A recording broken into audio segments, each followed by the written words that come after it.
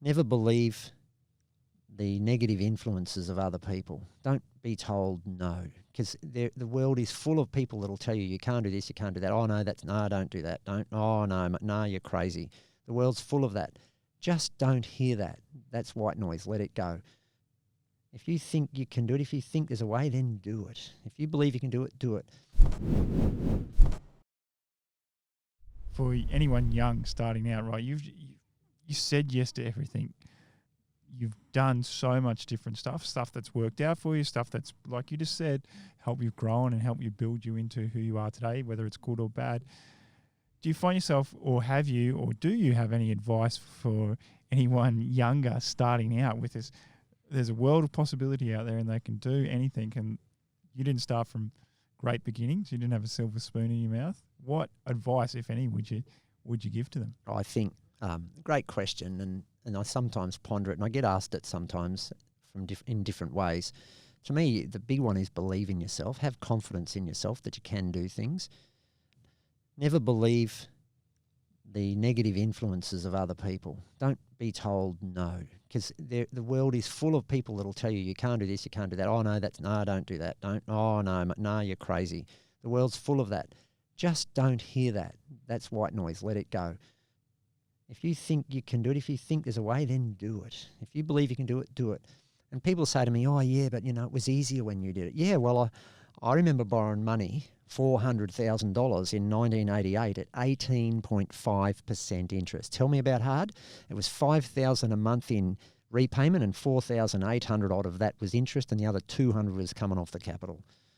Mate, okay, so yes, now the purchase price of a house might be higher, but the interest rate is less. There is always an opportunity out there.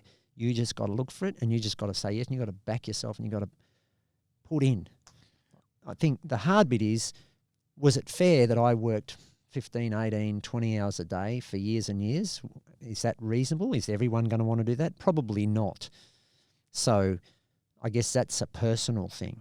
I actually enjoyed it. Didn't faze me, didn't scare me.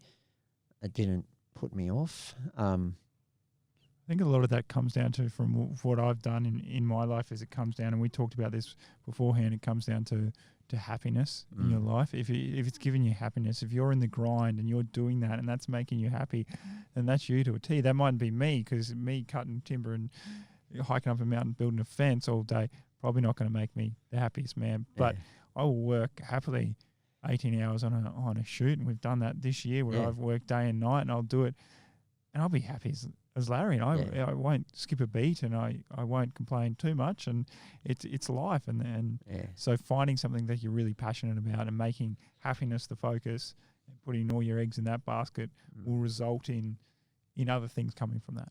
Happiness comes in many ways. I've often pondered happiness and success, and one of them is, I think, a really important one. I get a lot of enjoyment out of seeing other people having a good time, helping other people to enjoy themselves. I love taking people flying and showing them the beauty of the Barrier Reef. I love taking them out on a glass bottom boat. I love taking them snorkeling.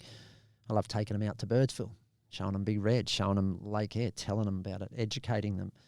And I love to do that efficiently, because I also like to make money while I'm doing it, because I recognise if I don't make money, I can't keep doing it. And they don't expect me to do it out of my pocket. Yep. People, if they appreciate what you're doing, they expect you to earn a comfortable living out of it. And one of the things I say is, it's not about making a fortune, it's about making a difference. But that doesn't mean I'm going to work for free. It means on my road to making a difference, I need to make money to do it. I need the resources. The Lady Eliot entity now is substantial. There's 10 airplanes. There's an island. We've spent a fortune on the island. There's a couple of $1 million worth of solar panels and batteries out there. That's come from hard work and passion, but people spend their money with us because when they see what we do with the money. Pete doesn't go and buy flash toys. Pete puts it back into the island. He does things to make that island better, because Pete, long term, from this young fella that had these funny, hazy goals, has been able to, I guess, bring those goals to reality, or those dreams, probably more so than goals. And I think what I would say to young people is, never be frightened to dream. If you can dream it, you can see it, you can have it, you can do it. One of the things I say to people is, human beings used to live in caves and eat cockroaches. or whatever was in the cave. But some of us got bold enough to grab a stick and go out and try and whack a dinosaur over the head. And, like that was the sort of thing that someone had the courage to go out and do it. See it, dream it, do it, take the step. Sadly, along the way, some of those aspirations and goals have led us to challenges. Climate change, energy, we learned about fuel and coal and burning wood, and it made our lives more comfortable. But now here we are looking at that and going, gee, that's actually been a negative, but we didn't know it when we were doing it. But that's okay. Accept responsibility for yourself and who you are and where you are right now, and go, okay, well, Grandpa didn't know when he was cutting the trees down up in the mallee or digging the coal out that it was going to hurt the planet. But I do, so I'm going to fix it so that tomorrow's kids have got a more hope of a future. So the other thing I would say to young people or people of the future is accept responsibility for yourself. Don't wait for handouts. Don't wait for people to come and look after you. You look after yourself. You get on and do it. But treat people well, and people will treat you well. It's just, to me, that is just so important. Phenomenal advice, mate. That is fantastic advice.